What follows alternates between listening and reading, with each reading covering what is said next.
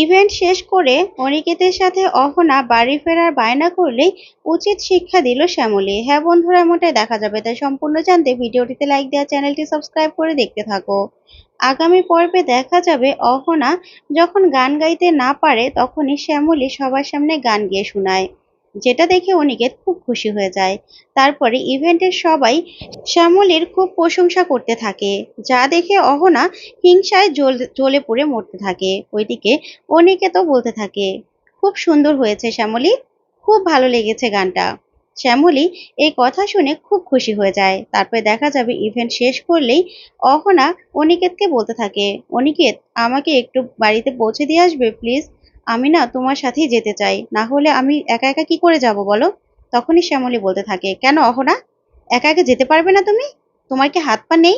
আর তাছাড়া তুমি তো অনেক স্মার্ট একটা মেয়ে, তোমাকে আবার স্যারের কেন বাড়িতে দিয়ে আসতে হবে? যাও, নিজেরটা নিজে একা একা যাও। যা শুনে অনিকেত অবাক হয়ে শ্যামলীর দিকে তাকিয়ে থাকে। তো বন্ধুরা, সত্যি যদি এরকম হয় তোমাদের কাছে কেমন লাগবে অবশ্যই কমেন্ট করে জানাতে ভুলবে না। ধন্যবাদ।